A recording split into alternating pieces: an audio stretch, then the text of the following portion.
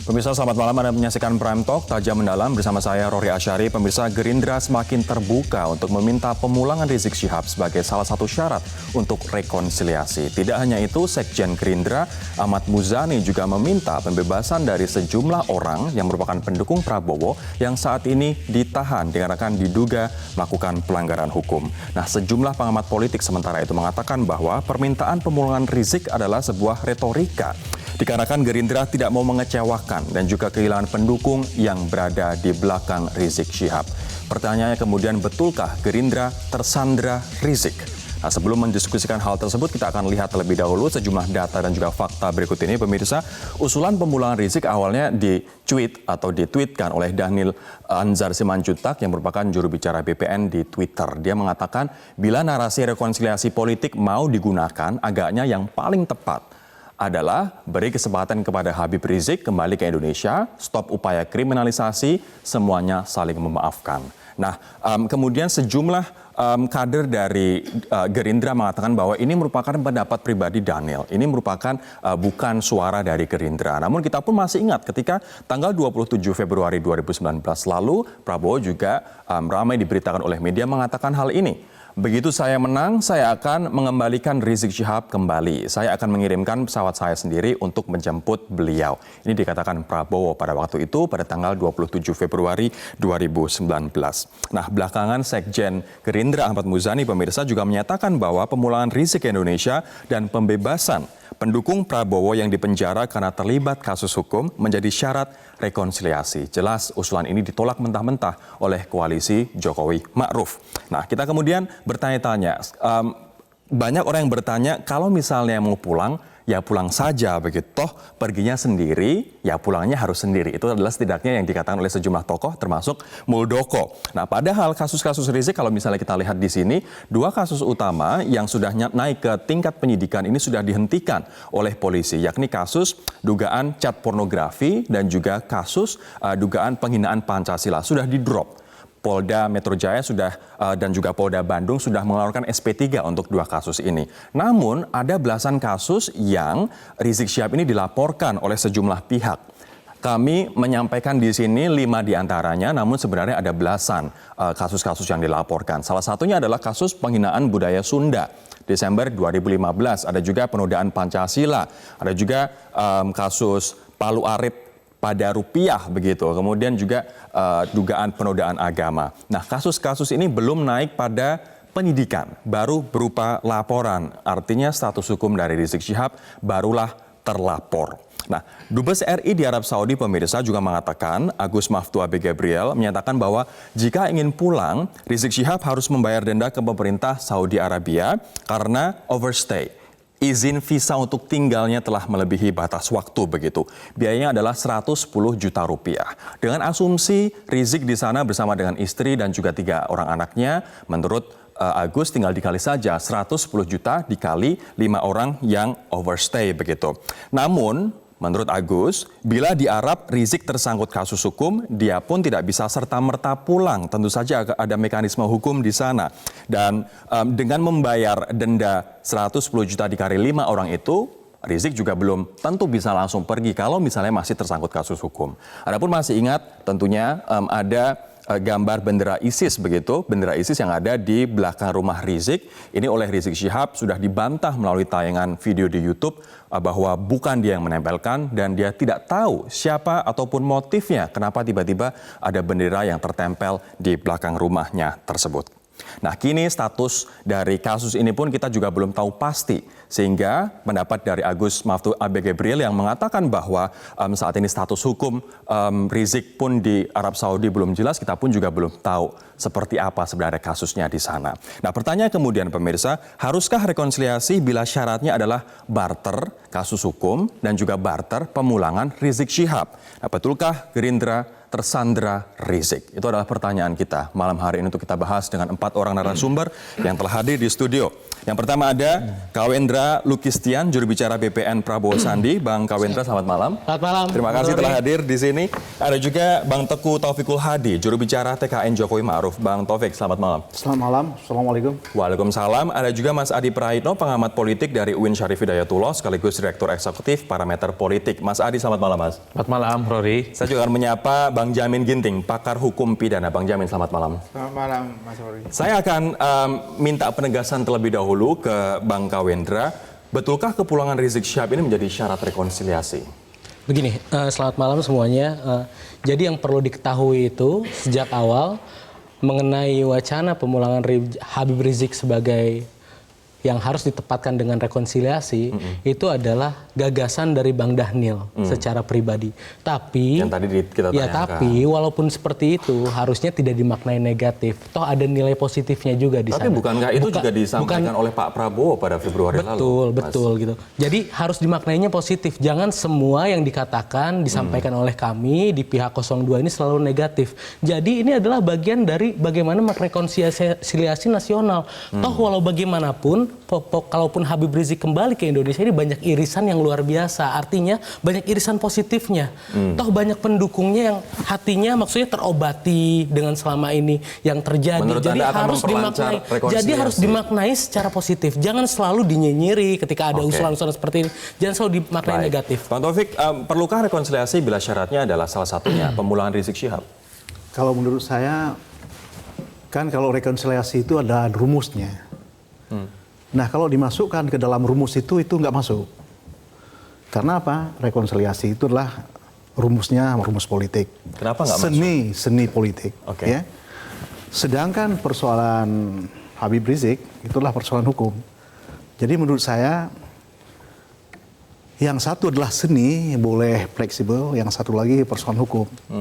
Jadi kalau dimasukkan nggak kasusnya masuk. sebenarnya sudah di SP3 untuk 2 kasusnya, Mas Taufik. Yang di SP3 itu adalah yang yang itulah oleh pihak penyidik, seperti misalnya dari kepolisian dan kejaksaan. Tetapi kalau misalnya delik aduan, kalau pelapornya belum mencabutnya, ya tidak bisa.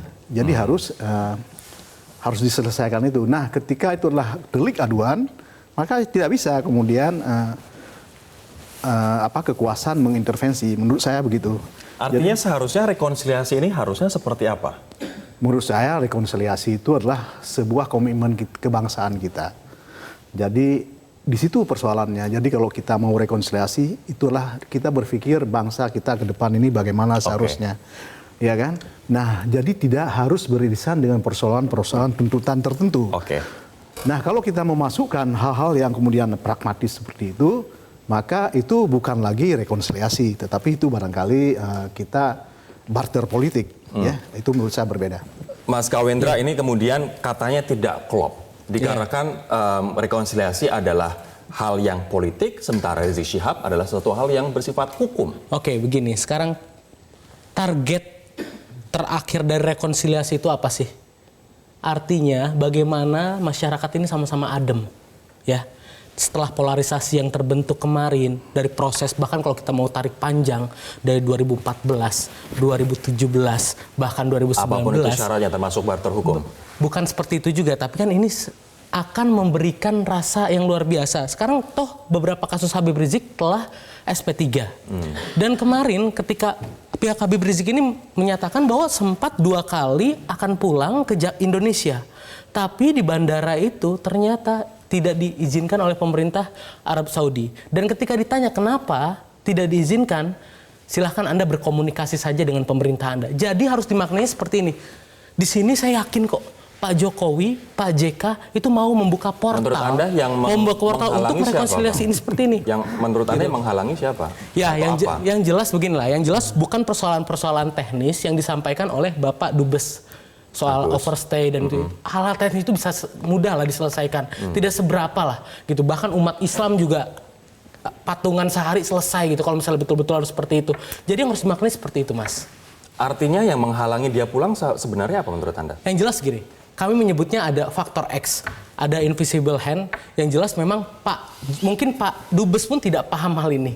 Yang paham ini adalah Pak Jokowi dan para pimpinan. Hand-nya siapa? Kok invisible? Ya pahamilah, silahkan mungkin. Tidak mungkin dari invisible hand-nya pihak kami, yang jelas. Bang Taufik, ada invisible hand katanya menghalangi kepulangan dia. Sebentar Mas Adi, Bang Jamin. Maksud saya itu kan sebuah asumsi, ya. Menurut saya kemudian kita menggerakkan sebuah rekonsiliasi di atas basis asumtif seperti ini, menurut saya itu buruk, ya. Nah, bagaimana kalau itu memang tidak ada hubungan apapun dengan yang difikirkan oleh teman-teman PKN, bahwa itu memang semata-mata karena persoalan di sana. Nah, karena itu menurut saya kemudian kita memasukkan klausul itu di situ. Oke. Nah, itu menurut saya asumsi kemudian menjadi sebuah sikap politik. Itu menurut saya akhirnya nanti melenceng. Baik, nanti saya akan tanya ke Mas Adi, saya juga akan tanya ke Bang Jamin, adakah yang menghalangi? Kalau misalnya pulang, dikatakan banyak orang mengatakan ya tinggal pulang saja. Toh kasus hukumnya juga sudah di SP3 begitu. Kemudian terkait dengan rekonsiliasi, perlukah ada syarat pemulangan Rizik Syihab menurut Mas Adi? Kami nanti akan dalami, kami akan kembali pemirsa usai jeda berikut ini.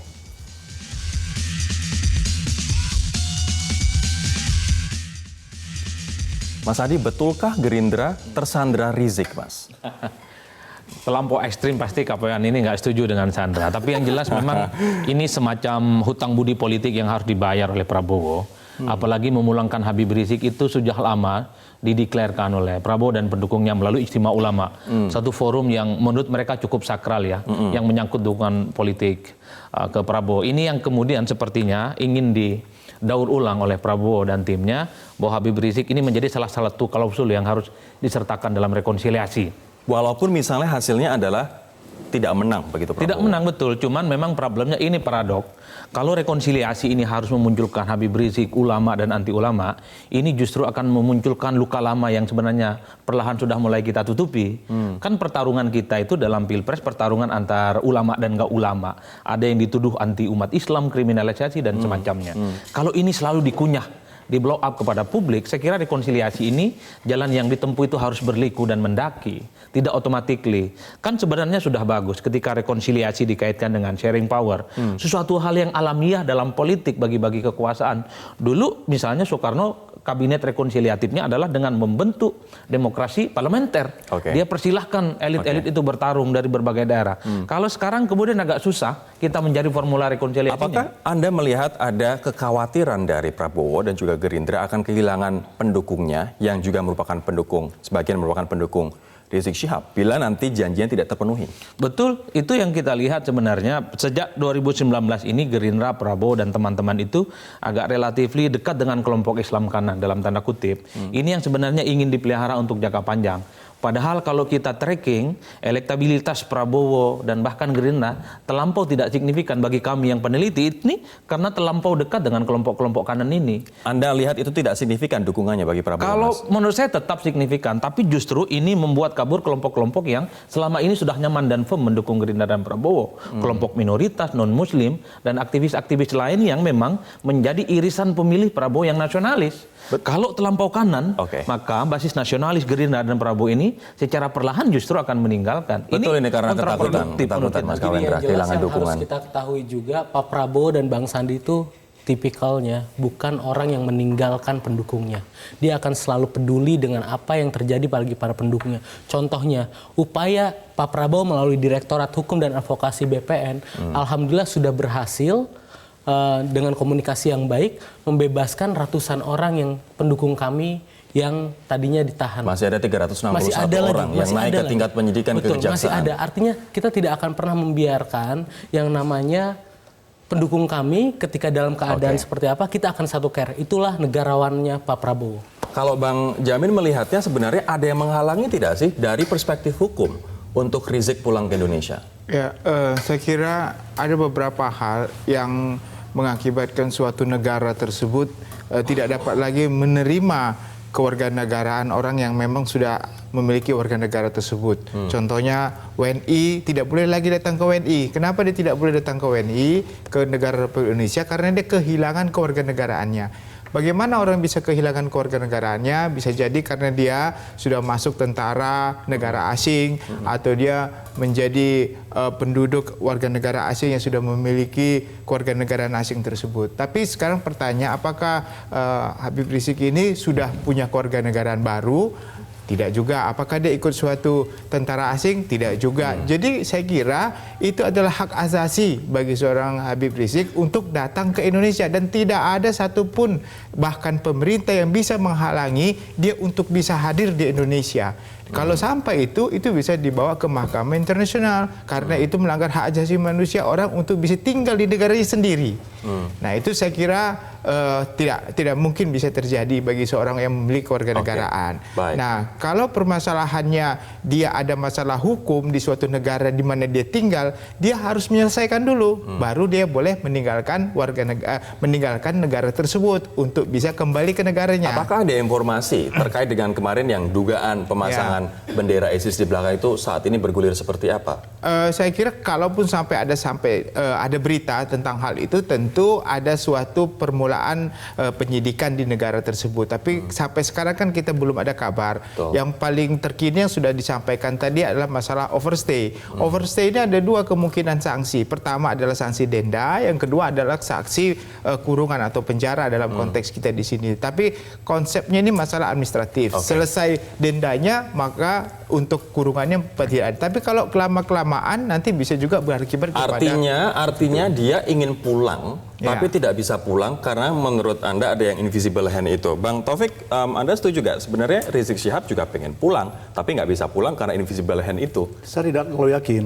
Barangkali dia tidak ingin pulang. Nah, kalau memang ingin pulang, bayar saja dulu. Denda tersebut yang disebutkan berapa? 110 itu per orang. Menurut Anda pemerintah punya tanggung jawab tidak untuk membantu misalnya membayarkan? Menurut saya kalau dalam konteks itu ya tidak.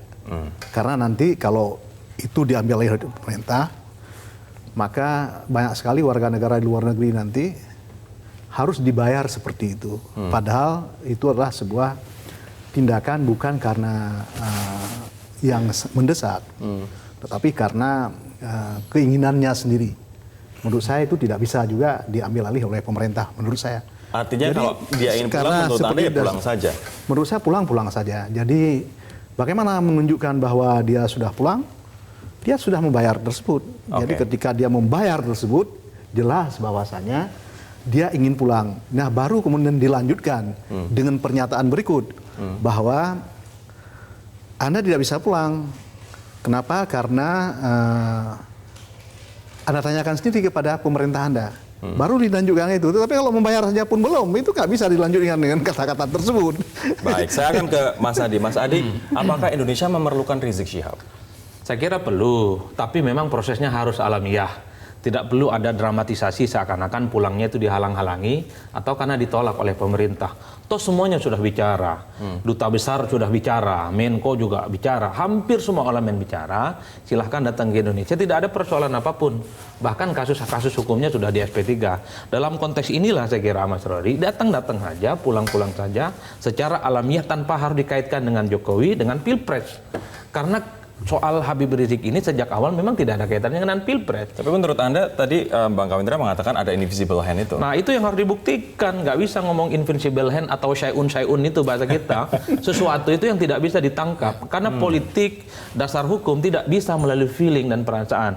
Jadi Bang Kawian ini mumpung ditonton oleh banyak orang, tunjukkan siapa yang menghalang-halangi Pak Habib Rizik Syihab. Kalau itu memang menghalangi, ya kita harus lawan bersama. Nggak boleh.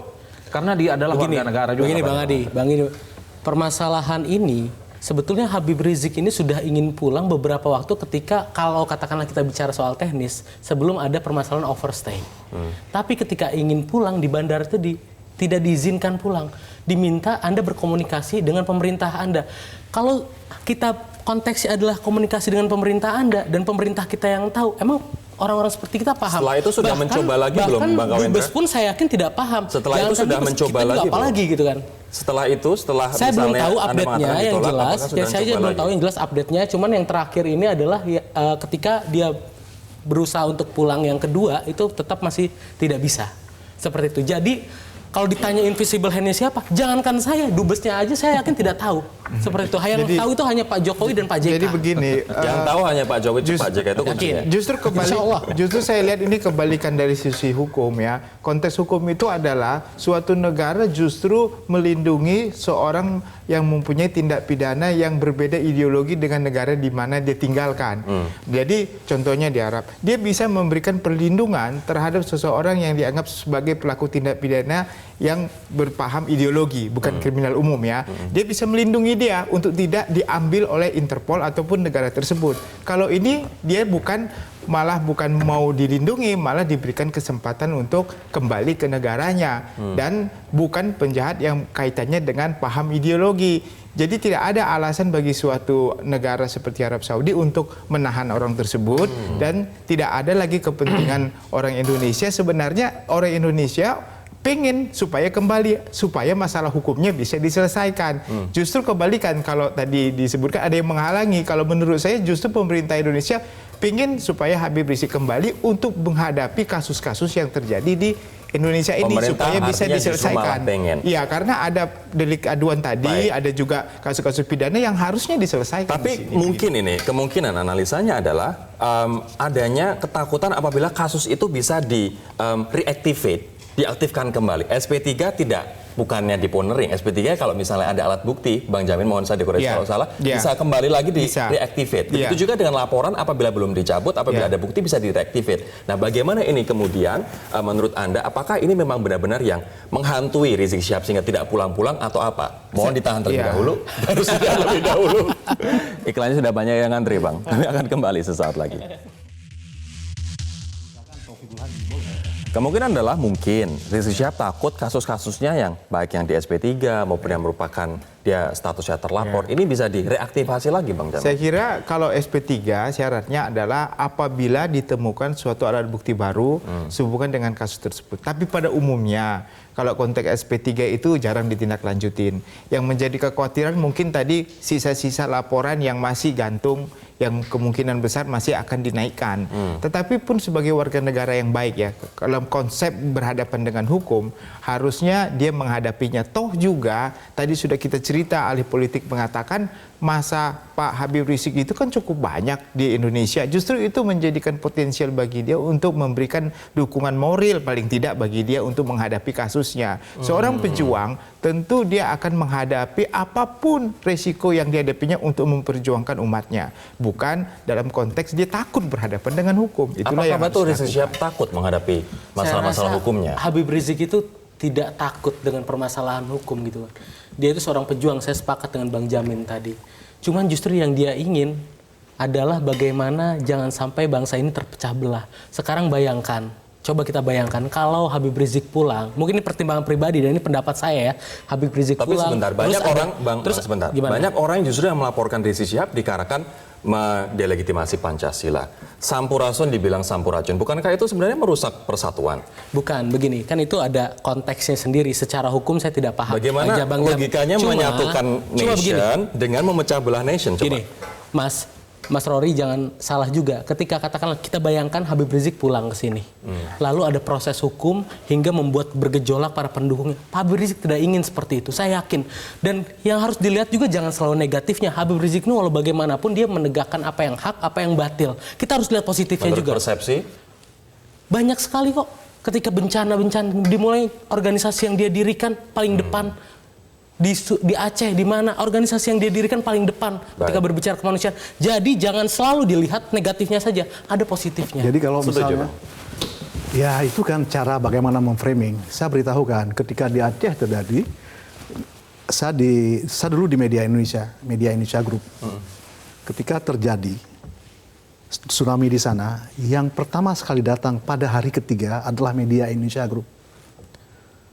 Dan kemudian pada hari ketiga, semua bantuan tersebar kemananya. Yang lain datang itulah setelah 7 hari. Ya, tetapi ya nama yang lain, karena Media Indonesia tidak melakukan framing barangkali, ya tidak ada namanya. Yang ada nama orang lain.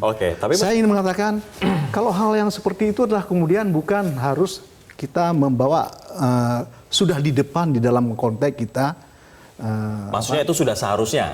Sudah Misi-misi seharusnya. kemanusiaan. Tetapi maksud saya bukan kemudian dengan hal tersebut sudah lantas sudah ada kesungguhan betul-betul di dalam konteks memahami persoalan kebangsaan. Ya. Mungkin itulah sebuah tujuan. Ada motif-motif tertentu, motif-motif politik tertentu dan sebagainya ya. Ya itu kan kita tidak tahu. Tapi pertanyaan kemudian, Bang Kawendra harus diakui Rizik Syihab pasti dicintai juga banyak orang. Yeah. Tapi yang tidak suka juga banyak. Oke. Itu sesuatu yang harus diakui. Nah saya ingin sekarang ke Mas Taufik. Pertanyaan saya sama seperti Mas Adi tadi. Perlukah Indonesia Rizik Syihab? Dia sebagai warga negara saya setuju. Jadi saya adalah seorang yang menyatakan bahwa warga negara Indonesia yang menjadi anggota ISIS yang mau pulang lagi ke Indonesia harus diterima karena tidak boleh ada stateless. Dan kemudian di bawah pengawasan negara. Anak-anaknya, saya mengatakan anak-anaknya itulah bisa dititipkan adalah di pondok-pondok pesantren NU Muhammad, kemudian sekolah Muhammadiyah. Jadi saya orang yang mendukung pengembalian. Bahkan ISIS sekalipun. Apalagi ini adalah bukan ISIS dan sebagainya ya. Tentu saja kita terima. Silahkan saja. Saya ingin mengatakan di dalam kesempatan ini tidak ada negara Indonesia, tidak ada pemerintah Indonesia adalah menghalang-halangi Habib Rizik kembali ke Indonesia. Ini saya tegaskan. Setuju Mas Adi? Tidak ada yang sebenarnya menghalang-halangi lagi? Ya setuju, semua narasi sudah terbuka cukup lebar, tinggal Pak Habib Rizik ini mau datang ke Indonesia atau tidak. Yang kedua sebenarnya kenapa saya bilang setuju Habib Rizik datang ke Indonesia dan perlu, satu hal yang kita inginkan karena Habib Rizik ini adalah satu imam besar FPI, yang kedua yang tentu saja kita harapkan adalah the new Habib Rizik. Kan hijrah dari Indonesia ke Mekah, dalam konteksnya umroh. Pulang ke Indonesia, narasi politiknya itu adalah harus sesuai dengan kebangsaan kita. Sehingga tidak ada kecurigaan, tuduhan-tuduhan, Habib Rizik ini dalam tanda kutip mempersoalkan NKRI dan Pancasila. Artinya Habib Rizik pun juga harus berubah. Betul, itu yang disebut dengan the new Habib Rizik dalam banyak pengajiannya dengan risalah teman-teman di bawah itu, bahwa Indonesia dan Pancasila tidak bisa dipertentangkan dengan Islam. Islam ini adalah satu nilai yang memang sejak awal sudah selesai, tidak perlu dihadap-hadapkan dengan NKRI dan Pancasila. Ini yang sebenarnya dikhawatirkan, bahwa potensi kegaduhan ini akan terjadi karena memang banyak narasi-narasi politiknya yang mencoba untuk membentur-benturkan seakan-akan Islam ini is not compatible with demokrasi, seakan-akan Islam ini tidak kompatibel dengan Pancasila, seakan-akan Islam tidak kompatibel dengan NKRI. Ini yang sebenarnya kita harus diantisipasi. The new Habib Rizik adalah di mana sosok baru yang memaknai bahwa Indonesia, NKRI dan Pancasila ini sejalan dengan nilai-nilai Islam. Selesai urusan Mas Rory. Apakah kita akan melihat the new Rizik Syihab? Yang jelas gini, setiap orang punya karakter masing-masing. Tentunya ketika Habib Rizik kalaupun kembali ke Indonesia, yang perlu dimaknai adalah bagaimana dia akhirnya bangsa ini menjadi lebih guyup. Artinya dengan bantuan pemerintah. Makanya saya dari tadi juga mengatakan bahwa Bang Kawendra, perspektif memang macam-macam, tapi NKRI dan juga Pancasila tidak untuk NKRI Pancasila harga mati. Dan para ulama jangan disalahartikan. Para ulama itu yang memperjuangkan Indonesia merdeka salah satunya. Jadi tidak perlu khawatir itu. Dan saya yakin Habib Rizik dan para ulama-ulama lainnya di Indonesia yang sekarang banyak mendukung 02 itu cinta mati dengan yang namanya Pancasila. Pancasila menjadi landasan kita sama-sama. Dan saya yakin itu. Mas Adi? Ya betul, setuju, tapi plesetannya kan terkesan pejoratif, menghina dan menegasikan. Seakan-akan Islam ini lebih tinggi ketimbang NKRI dan Pancasila. Enggak ada fragmentasi, tidak ada hierarki itu. Indonesia ini bukan negara agama, Mas Rory, dan bukan negara sekuler juga. Jadi Indonesia ini adalah negara yang mencoba untuk mengakomodasi nilai-nilai sekularisme melalui demokrasi barat dengan nilai-nilai agama, sehingga muncul 5 sila itu 1 sampai 5. Ini yang saya kira teman-teman FPI, Habib Rizik ke depan harus menghilangkan stigmatisasi itu. Bahwa mereka ini tidak mempertentangkan lagi persoalan Pancasila. Retorika yang disampaikan oleh Mas Kawian dan yang lain-lain sering, tapi dalam prakteknya banyak tuh. Yang kemudian membuat kegaduhan-kegaduhan yang terjadi di mana-mana. Ini yang harus dirawat kita bersama, Mas. Dengan segala kerendahan hati. Saya akan ke Bang Jamin sekarang. Saya akan kembali ke masalah hukumnya. Apakah kekhawatiran bahwa akan adanya kriminalisasi bila nanti kembali ke Indonesia ini menurut Anda relevan, Pak? Saya kira kita tidak bisa mengaitkan tindak pidana itu dengan kasus-kasus contohnya pemilihan presiden, ya. Kita tidak boleh. Semua itu masalah personal, orang yang melakukan suatu perbuatan hukum. Tapi dengan situasi yang sekarang ini, saya kira apapun yang dikatakan itu sebagai suatu kekhawatiran akan dikriminalisasi, saya kira itu terlalu berlebihan. Tentunya apa yang kita lihat sekarang kan banyak sudah SP3, ada 2 kasus dan teman-teman yang lain juga yang terkait dengan makar juga sudah banyak yang di SP3 juga. Saya kira sih membangun suatu bangsa itu jangan selalu diidentikan dengan bahwasanya penguasa akan mengkriminalisasi setiap orang yang ingin melawan. Nah, itu sudah kalimat-kalimat yang selalu mengkhawatirkan. Tapi gitu. bukankah narasi ini selalu ada? Itulah makanya itu kesalahan besar dalam suatu demokrasi yang saya lihat, hukum itu dibentuk untuk menjaga demokrasi, bukan demokrasi itu adalah bagian dari untuk melegitimasi atau untuk meniadakan hukum begitu. Jadi saya kira hal-hal seperti ini harus dihindarkan. Hadapilah hukum karena itu nanti seperti roda. Kalau kebenaran, sampai kapanpun kebenaran itu pasti akan dibuktikan. Enggak sekarang, nanti Habib Rizik akan bisa lihat lagi 5 tahun yang akan datang dia bisa buktikan sebenarnya saya nggak salah. Tapi harus dihadapi. Kalau tidak dihadapi nggak mungkin bisa terbuka. Artinya harus pulang dan hadapi konsekuensi hukumnya apapun harus dilakukan. itu. Ada belasan laporan kasus hukum terhadap Rizik Syihab dan juga 2 kasus yang sebenarnya sudah di SP3 oleh Polda Metro Jaya dan juga Polda Jabar. Kami akan lanjutkan perbincangan ini sesaat lagi. Saya akan ke Mas Adi. Mas Adi, ini Gerindra tadi dikatakan oleh Mas Kawendra tidak lupa pada siapa yang membelanya. Betul. Tapi saya ingin berbicara realitas politik. Sejauh apa sebenarnya untungnya bagi Gerindra dengan memperjuangkan Rizik Syihab? Ya tidak melupakan pendukung itu boleh saja, cuman jangan terlampau didramatisir seakan-akan terjadi kriminalisasi. Ini kan ada kesan playing victim juga gitu, bahwa Habib Rizik pulang ke Indonesia dihalang-halangi. Ini publik sudah cukup terbuka dengan begitu banyak informasi dan data-data yang berkaitan dengan Habib Rizik. Mulai dari SP3 dan tidak ada penolakan dari Indonesia. Yang kedua, secara insentif elektoral, saya kira Gerindra ini mesti hati-hati berdekatan dengan kelompok-kelompok yang beririskan Islam kanan, dalam tanda kutip Pak Rory. Kenapa? Irisan pemilih Gerindra, captive marketnya ini kan nasionalis, begitu plural. Ada kelompok minoritas, ada aktivis kemanusiaan, kelompok-kelompok non-muslim. Itu yang menjadi political resources kenapa Gerindra menjadi partai politik yang kuat belakangan ini. Efeknya apa terhadap elektabilitas kalau tiba-tiba dia? ada bypass kelompok politik Islam kanan tertentu, tentu pemilih-pemilih yang non-muslim, minoritas selama ini menjadi pemilih Gerindra, itu secara perlahan angkat kaki, angkat koper. Mereka kalau enggak apolitis, mereka akan pindah ke partai lain. 2019, kotel efeknya enggak ada pada Gerindra dan Prabowo. Naiknya enggak signifikan, Mas. Artinya kotel efek dari Rizik Syihab tidak ada. Tidak terlampau signifikan, bahkan banyak blundernya. Lari kemana kotel efeknya? Banyak ke PKS kalau melihat. PKS, lihat. Hampir 3% dari 6 kemudian menjadi 8. Ini menurut saya adalah suatu hal berkah yang tanpa diduga. Kenapa? Karena memang kalau Gerindra dan kawan-kawan ini terlampau memainkan isu kanan, justru PKS yang dapat banyak. Karena PKS memang beririsan. Sementara Demokrat dan PAN juga itu kecolongan. Coba lihat tingkat elektabilitasnya, hampir turun secara signifikan, Mas. Ini yang saya kira memperlakukan dekat dengan kelompok Islam tertentu. Harus hati-hati di tengah kecenderungan masyarakat kita yang plural, Mas. Jadi kampanye tentang NKRI, Pancasila sudah final, ini jangan dianggap main-main. Ini adalah satu bangunan narasi politik yang memang harus dipegang oleh semua partai politik. Betul, kemarin koktel efeknya nggak terlalu signifikan. Naiknya 1% ya, Mas Adi? Nah, Ya, naik 1%. saya sedikit mengomentar dulu, Bang Adi. Yang harus diingat juga Pak Prabowo ini dekat dengan ulama bukan baru kali ini. Dari semenjak dia masih bertugas di militer aktif, dia itu bersahabat dengan semua ulama. Banyaklah capture yang kita bisa lihat. Nah, terus terkait kotel efek ini. Nah, saya juga memang, kalaupun memang Gerindra hanya naiknya sedikit, ada sahabat kami gitu kan ya. Partai segajah kami, bukan sekutu lagi tapi segajah kami PKS. Ada berkahnya, ya kita juga ikut senang lah kalau teman kita ikut naik juga, seperti itu. PKS naik yang signifikan, Gerindra naiknya 1% ikut senang.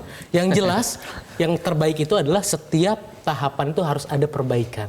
Nah, ketika tahun ini lebih baik dari periode sebelumnya, tapi kata Mas Adi, Anda kita ditinggalkan bersyukur. oleh pendukung yang nasionalis, karena kemana nih Gerindra langkahnya? Tidak juga. Artinya gini, pendukung kita itu semakin paham bahwa Gerindra ini bukan sekedar nasionalis, tapi religius juga. Seperti itu. Satu hal, Rory, sebenarnya ini kalau lihat menerjemahkan hasil perolehan suara Pileg Gerindra itu naiknya cuma 5 orang. Dulu 80, sekarang 85. Itu artinya dengan mengkapitalisasi Prabowo momentum Pilpres, mestinya bukan naiknya 5 tapi bisa 20 mendekati PDIP. Hasil konvensi suara ini sebelum ditetapkan oleh KPU, ini masih kebalap sama Golkar. Golkar sudah momentumnya lewat, ketum sama sekjennya kena kasus hukum, tapi perolehan suaranya justru mengalahkan Gerindra. Ini yang saya kira Prabowo Gerindra tidak mampu memainkan kotel efek itu, karena terlampau memainkan isu-isu Islam kanan. Kotel efeknya justru lari ke PKS yang dalam banyak hal selalu dibully oleh banyak orang. Saya akan coba kembali ke konteks Bang Taufik. Tadi dikatakan oleh Bang Kawendra bahwa dengan kembalinya Rizik Syihab akan mempersatukan semua elemen-elemen masyarakat. Kita akan kembali guyup lagi. Betulkah kita akan kembali guyup? Ini saya itulah sebuah keyakinan, ya kan? Mungkin keyakinan teman-teman di sebelah sana mungkin seperti itu. Tapi kami tidak memiliki keyakinan seperti itu. Anda tidak memiliki keyakinan itu? Seperti itu. Karena sudah disebutkan oleh Kawendra tadi, karakter. Karakter memang Habib Rizik sudah seperti itu. Dia tidak bisa berubah. Ini karakternya mana yang menurut Anda berseberangan dengan dasar negara kita? Karakter dia ini adalah karakter personalnya.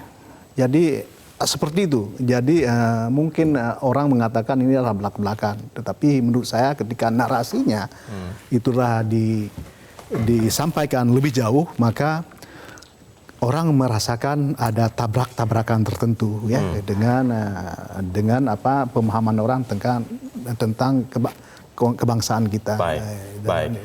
Seperti itu. Jadi menurut Anda tidak akan membuat guyup masyarakat, Bang Taufik? Menurut saya kami bukan tidak akan guyup, tetapi kami tidak memiliki keyakinan seperti itu. Anda tidak yakin bahwa kita akan kembali guyup dengan kembalinya Rizik Syihab. Kita nanti akan kembali, pemirsa. Ini saya ingin nanti membacakan sejumlah kasus yang dilaporkan terhadap Rizik Syihab, dan nanti saya akan minta perspektif Bang Jamin. Apakah usulan tadi, kita butuh the new Rizik Syihab apabila dia kembali ke Indonesia, bisa kemudian menghapus orang-orang yang terluka hatinya, terluka perasaannya, identitasnya dikarenakan apa yang diduga dilakukannya. Kita akan kembali sesaat lagi. Saya akan minta penegasan ke Bang Jamin. Bang Jamin, ini kasus yang dilaporkan terhadap Rizik Syihab ini ada belasan, 12 atau 13. Di luar 2 yang sudah di SP3. Saya ingin minta penegasan lagi. Sebenarnya yang sudah dilaporkan, kemudian yang SP3 ini secara hukum apakah menghalang-halangi dia untuk pulang? Apakah bisa sewaktu-waktu direaktivate sehingga menghantui dia bahwa dia takutnya nanti dikriminalisasi? Begini ya, tidak semua laporan yang menyangkut adanya suatu tindak pidana itu dapat ditindaklanjuti. Ya, jadi bisa saja silakan aja orang melapor, tetapi kalau tidak ada bukti yang cukup untuk bisa ditingkatkan untuk menjadi penyelidikan dan penyidikan dan menetapkan orang itu sebagai tersangka, ini kan kekhawatiran aja yang awal-awalnya. Dan kita ketahui sampai sekarang penyidikan kan belum ada yang benar-benar menunjukkan bahwasanya ada kekhawatiran yang besar. Itu yang pertama. Yang kedua, ada penyidikan dan ada penetapan tersangka sudah di SP3. Jadi ke permukaan yang kita lihat sampai saat ini tidak perlu ada kekhawatiran yang begitu besarnya terhadap kasus-kasus yang ada di Indonesia. Nah, ini kan akan berimbang. Dia nanti di Arab Saudi akan terkena sanksi denda terhadap overstay, dan kemungkinan bisa juga ada sanksi penjara 6 bulan kalau terlalu lama tidak membayar denda. Nah, satu sisi dia tidak berani. Ini kan akan naik terus, dan dia bisa lama-lama ada ketidakpercayaan terhadap. Tapi menurut Anda dari laporan yang ada itu oleh masyarakat, ada buktinya tidak? Karena kebanyakan adalah pernyataan, dan pernyataan kita tahu di YouTube bersebaran. Saya kira konteksnya adalah penyidik dalam melakukan penyidikan itu didasarkan 2 alat bukti yang sah untuk ditingkatkan menjadi penyidikan dan menetapkan tersangka. Sekarang permasalahannya yang ada di Indonesia, apa yang menjadi dasar bisa ditingkatkan menjadi tersangka. Sedangkan yang sudah jadi tersangka aja di SP3, apalagi yang belum. Kita kan terlalu khawatir terhadap itu. Saya kira apa yang dilakukan oleh penyidik sampai sekarang SP3 itu sudah menunjukkan signal bahwasannya mereka ingin supaya dia datang dulu, yang ini bisa diselesaikan, kemungkinan yang lain juga bisa SP3. Itu pemikiran saya, tapi pemikiran penyidik kan mungkin berbeda. Tapi intinya dia harus kesatria untuk menghadapi kasus-kasus hukum ini. Itu yang saya katakan tadi. Kalau kita sebagai pemimpin, kita harus menghormati bahwa orang-orang yang ikut dengan kita, bahwasanya kita adalah seorang kesatria.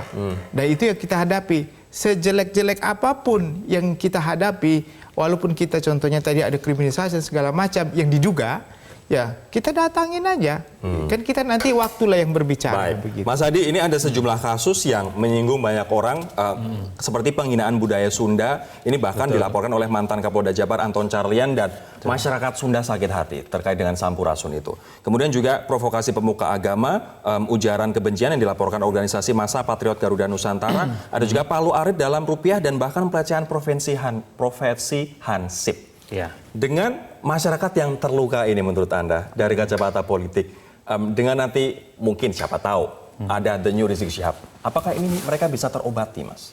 Saya kira bisa terobati, harus butuh jiwa besar dari Habib Rizik dan teman-teman mengakui semua kesalahan-kesalahan yang dipersoalkan publik. Apa susahnya minta maaf? Di dunia kita yang serba terbuka ini, Mas Rory. Itu yang sebenarnya kita ingin hadapi.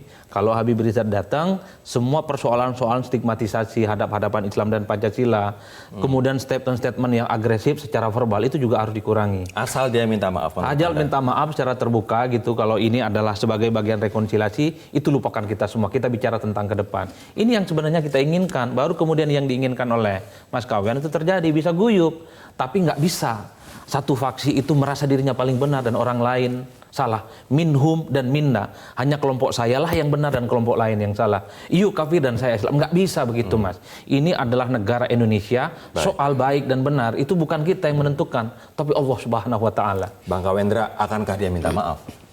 Yang jelas begini, ketika tadi saya sedikit menyinggung Mas Jamin, Bang Jamin, kalau Bang Habib Rizik ini saya yakin bukan orang yang penakut. Dan soal minta maaf, itu adalah niat yang mulia, itu adalah sikap yang mulia, yang tentunya siapapun yang minta maaf dia derajatnya ditinggikan gitu kan. Akankah dia minta maaf kemudian kalau derajat ditinggikan? Tentunya tergantung harus minta maaf kepada siapa. Kalau misalnya dia merasa tidak salah, artinya kalau katakanlah memang kepada orang-orang yang melaporkan ini. Mas Rory jangan lupa juga loh. Tadi sedikit kembali soal Gerindra. Bagaimana 02 ini seperti di MK persidangan itu dinyatakan bahwa ada TOT yang dilabeling sebagai kelompok Islam radikal, dinyatakan seperti itu. Kita artinya bukan murni bagaimana kerasnya statement kita, tapi bagaimana juga labeling yang diterapkan kepada kita. Jangan salah juga seperti itu. Karena kita juga punya prinsip yang baik kok. Kita tidak semata-mata kita hanya membela satu kaum, karena yang kita inginkan adalah semuanya merasa guyup dan berdampingan. Mungkin saja itu hiperbolis, tapi bahwa ada stigmatisasi partai Allah, partai setan, jelas menghina. Ini nggak betul juga. Tapi artinya gitu. tanpa permintaan maaf, negara kita tetap bisa guyup. Meminta maaf itu siapapun itu bisa kok minta maaf, perkataan mulia. Kok tenang saja gitu kan. Pertanyaannya Rizik Syihab akan minta maaf atau enggak? Oh itu yang jelas saya bukan kuasa hukumnya Habib Rizik Syihab, dan itu saya menjawab itu bukan domain saya rasa. Seperti itu. Bang Taufik terakhir silahkan Bang. Apa yang Anda sampaikan? Saya berharap masyarakat jangan dengan cepat ya ikut di dalam sebuah sesuatu yang tidak dilakukan masuk di dalam sebuah retorika. Seakan-akan Habib Rizik tidak bisa kembali ke Indonesia karena pemerintah Indonesia menghalang-halangi. Oke. Saya menyerukan kepada Habib Rizik segera saja pulang. Dan saya pikir tidak ada masalahnya dengan persoalan politik. Oke. Tetapi kalau persoalan hukum itu di luar dari pemahaman. Dan itu harus dihadapi. Ya. Artinya dari segi politik tidak ada masalah. Tidak ada Kalau masalah. hukum pun seperti Bang Jamin bilang harus dihadapi dengan Mas Rory, kesatria. sedikit. Singkat, waktu kita sudah habis, singkat saja Sedikit. Bang Kawendra. Jadi hentikan juga narasi-narasi yang melecehkan. Contohnya Pak Muldoko beberapa waktu lalu dia bilang kalau tidak punya ongkos saya belikan. Itu kan artinya melecehkan umat Islam. Seperti itu. Melecehkan Rizik Syihab, bukan umat Islam. Hentikan Jangan digeneralisir, argumen seperti itu. Bang Kawendra. Oke, terima kasih teman-teman atas waktu Anda bersama kami di Prime Talk. Kami akan kembali lagi esok. Semoga bermanfaat untuk perbincangan kami di malam hari ini. Terima kasih, sampai jumpa.